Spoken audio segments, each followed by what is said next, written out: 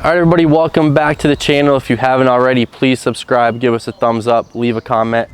What we have for you today, a 2010 Dodge Viper, the last year of the Gen 4. We love our Gen 4s now. We've had a few. This is our first 2010, which was the last year for the Dodge Viper. Dodge wound up selling later to Fiat, so the Gen 5s weren't officially owned by Dodge, even though they obviously are the Dodge Viper. This car is one of 507 2010 Vipers that were produced, again, in the final year for the Gen 4 model, which ran from 2008 to 2010. The Gen 3 stopped in 06, so you had a little break between 06 and 7, and it got beefed up with more horsepower, a little bigger displacement.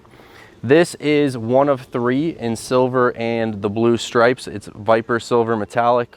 Really nice color. There is a good amount of flake in the silver as well as the blue paint.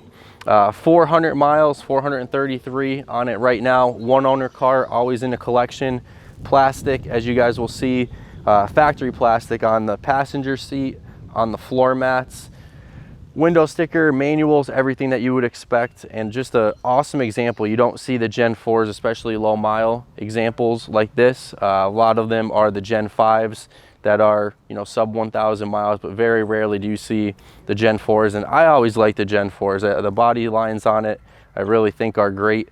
As we'll get into it here in the video, McLaren helped with a lot of the development in the Gen 4s, and we can't wait to, you know, walk you guys through this spec and take you inside and out.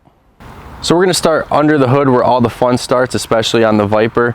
As we were doing the pictures, the Viper hood on the Gen 4s actually lifts up towards the seats, and when that hood is up and you can see the motor, it looks like a snake kind of open its mouth with the fangs, just like you see the logo right here on the front of the hood and on the front bumper. It's just such a cool look because you see a lot of the hoods kind of, you know, open up obviously towards you. So to see that go reverse with that 8.4 liter V10 underneath the hood, it's just really, really awesome to see. So you got 600 horsepower, 560 pounds of torque, 0 to 60 in 3.2 to 3.3 seconds. And, you know, you're talking 12 years ago already, and just, you know, what a car, even to today's standards, what you think back, you know, how this was 12 years ago. So as we mentioned, the last year of the 4th generation Viper, this gorgeous 2010 Dodge Viper SRT has had only one owner since new and currently shows 433 miles on the odometer.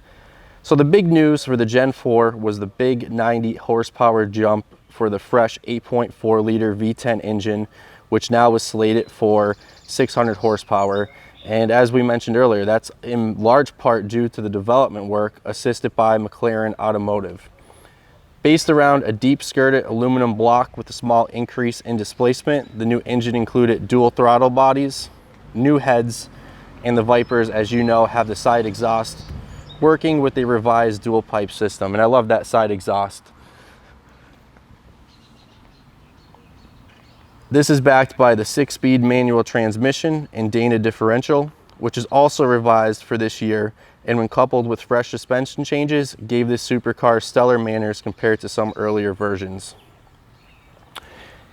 In fact, Car and Driver magazine tested a model recording a 0 to 60 mile per hour time of 3.3 seconds, a 0 to 100 mile an hour time of 7.6 seconds, a quarter mile time of 11 seconds at 126 miles per hour.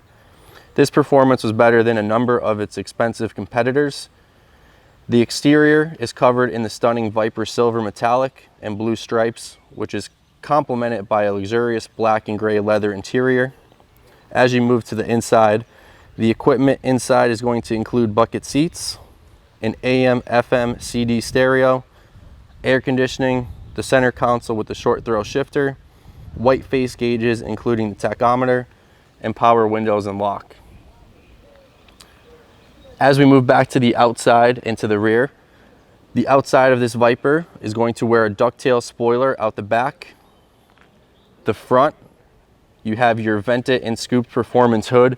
Always loved the vented hoods on these Vipers. It just gives it such a cool look, sleek look to it.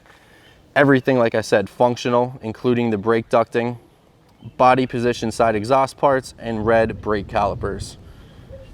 A set of polished alloy wheels using Michelin Pilot Sport tires provides a final accent to its overall representation.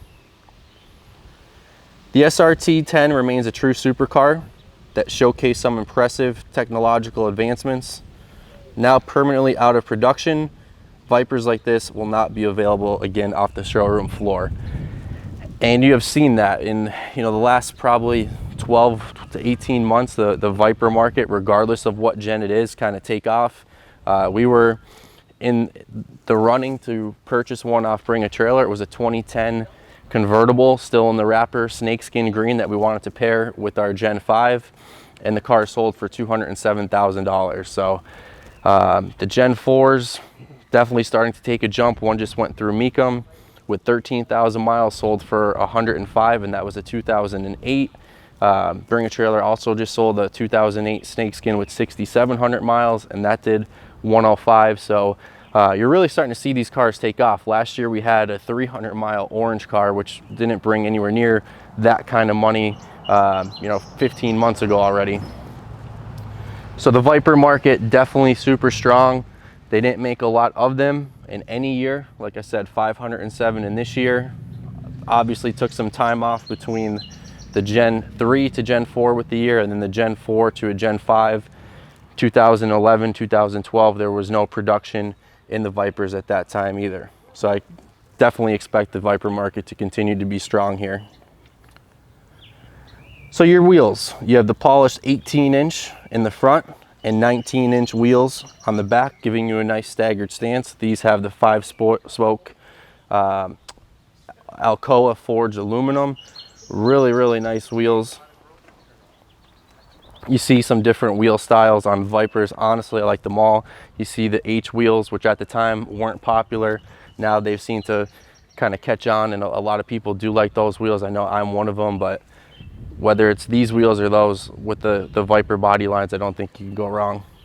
So those wheels are mounted with 275 by 35 front tires and 345 by 30 rear Michelin Pilot Sport tires. The car is equipped with red 4-piston brake calipers with white Viper script, and additional components include an adjustable independent rear suspension. Moving back inside, the leather wrapped steering wheel frames a central 7,000 RPM tachometer, a 220 mile per hour speedometer, and a fuel gauge, while other auxiliary gauges are laid out on the center stock. The digital odometer is showing 433 miles. Power is delivered to the rear wheels through a Tremec 6-speed manual transmission and limited slip differential. Such a clean example, really a 10 out of 10 car. Interior, exterior, everything that you would expect on a 400-mile, one-owner, collector-owned Dodge Viper.